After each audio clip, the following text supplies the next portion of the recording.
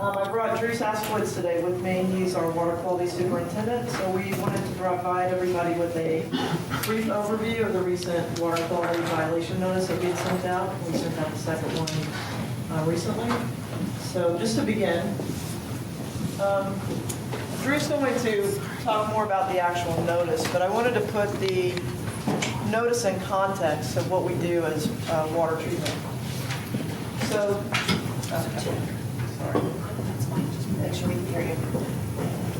So we talk about several types of public notices that we would issue from a water quality perspective. The most important would be an acute water quality notice. That would be considered a tier 1, something we'd issue such as for boil water. And then we have a tier 2 notice that was issued for the TTHM violation. That is not an acute issue. It's a water quality, it's a long-term exposure effect as far as that contaminant. So to put things in perspective, I just wanted to show a trend of the kind of the precursor to this violation. We have to add chlorine to the water in order to disinfect it, to protect everybody from pathogenic viruses, bacteria, things like that. So this trend is actually what happened over time, what we refer to as a chlorine revolution. So back at around 1913, this is the death rate for 100,000 people due to typhoid fever, which is a waterborne illness. So in 1913 is when Jersey City first started applying chlorine. And that was the start of what we call the chlorine revolution. Everybody else started following suit. And the death rate took a nosedive as everybody started disinfecting their water. So it eliminated, the disinfection process eliminates that acute issue in terms of protecting us from waterborne illness. The side effect of adding chlorine to the water is you produce chlorinated disinfection byproducts. And that's what Drew's going to talk about. And that's what the notice was about for the TTHM violation.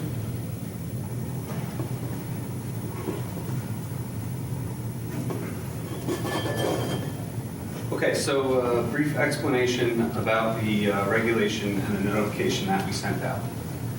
We are required by the US EPA and New Jersey DEP to monitor for disinfection byproducts, including total trihalomethanes, on a quarterly basis. So every 3 months, we go out and collect samples from 8 different locations throughout the distribution system.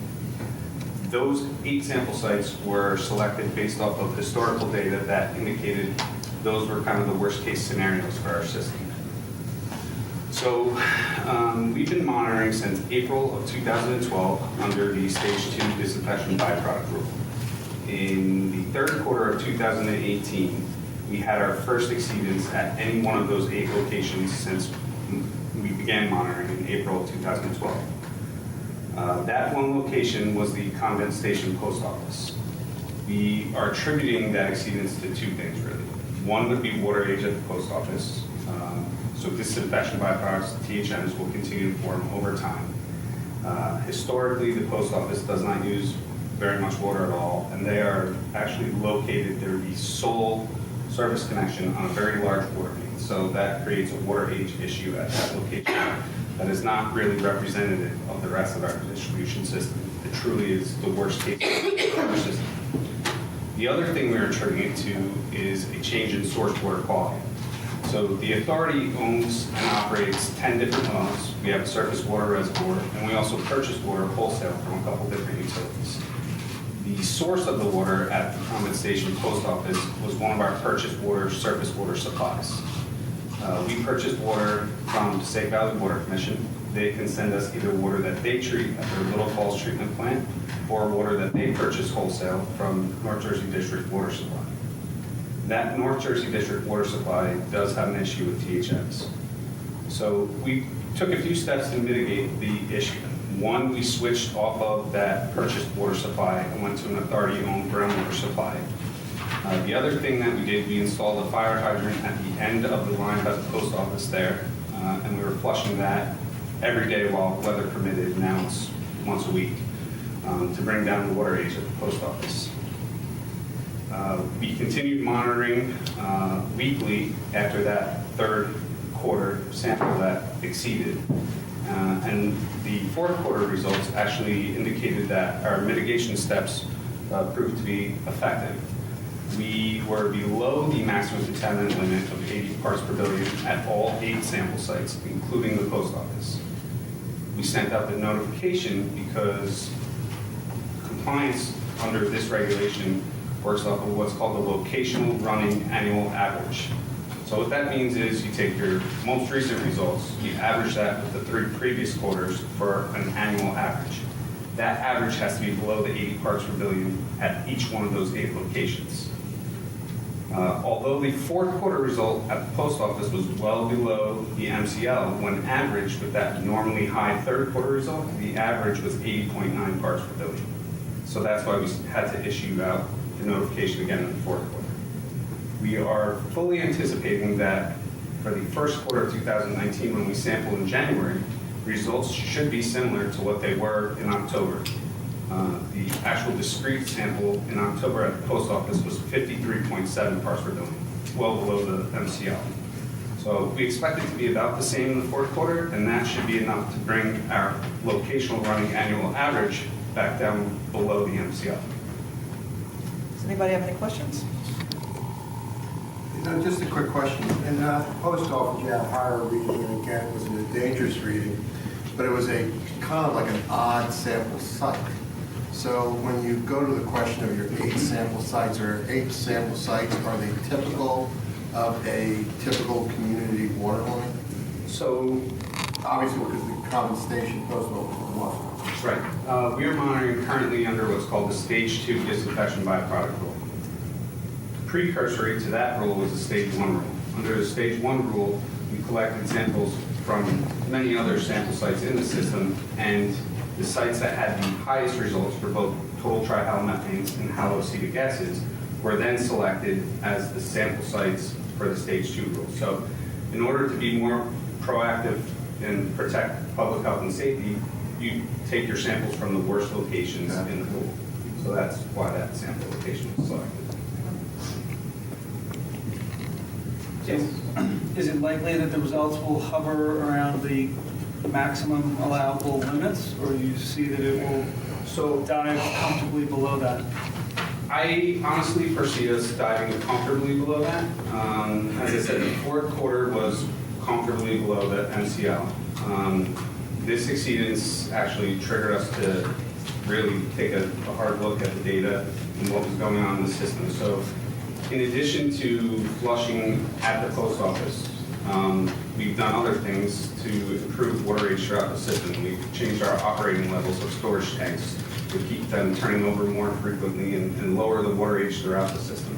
So flushing will be ongoing at locations that we know have higher water age, and we're improving water age throughout the system, and we're going to be closely monitoring the source water quality. So any purchased water supplies will be keeping a closer eye on to keep us below this. I just want to add to that, this excursion that happened in the third quarter on the North Jersey supply was unusually high. And we've had meetings with New Jersey American Water and the Passaic Valley Water Commission. We'll be following up with North Jersey to better investigate exactly what happened to cause that high value to occur to begin with. What are the alternatives to chlorination? There are other types of disinfection. UV? UV, but UV cannot be the final disinfection before you enter into the distribution system. Okay. UV will disinfect the water, but it will not carry a disinfectant residual to keep the water safe and disinfected out in the system. There's ozonation, but again, that is not something that will carry a residual out into the system. Chlorine dioxide is another form of disinfection, but each form of disinfection carries its own type of byproducts that you create with it. Okay. So in terms of moving forward, there's no like phasing out of chlorine. That seems to be the standard. And any other new technologies on the horizon that would, like I said, phase out chlorine, the use of chlorine? Now, for example, the Passaic Valley Water Commission's plan, they're effluent disinfection byproducts are extremely low. They upgraded that facility to include ozone as a primary disinfectant in the plant, Okay. and they still continue to add chlorine, but effective removal of the organics and the use of ozone help reduce those disinfection byproducts. I think in this case, the focus is really on the treatment at the North Jersey's Wanakee plant and how they can better remove their precursor materials that would react with the chlorine. But in terms of changing the disinfectant, the only alternative I think we would have in the distribution system would be chloramination, but that's also something you have to be very careful about. It could end up affecting lead, corrosion, things like that. So, and it comes with other issues, nitrification. I prefer chlorine. Yeah. Other comments, questions? Councilmembers? Does the Port Authority recommend anything if people call or the website? Do you guys recommend anything for home filtration? No, we would not recommend any point-of-use devices. Our goal is to make it, the quality it's supposed to be at the tap. For people that are interested in putting in point-of-use devices within their home, we recommend that they go to the nsf.org website, and they have certified treatment systems for specific contaminants. But I do caution homeowners to be very conscious of the requirements for managing the in-home water systems. For example, some people might put on a carbon filter, say on a refrigerator to remove the chlorine. So it definitely makes the water taste a lot better. But if you don't manage and replace that cartridge as required, you can actually create a situation where bacteria are going to grow on that filter and affect the water that you're actually drinking. So you have to be very attentive to those details of managing those systems. Could you give that site one more time to make sure that? It's nsf.org. Thank you for coming out. You're welcome.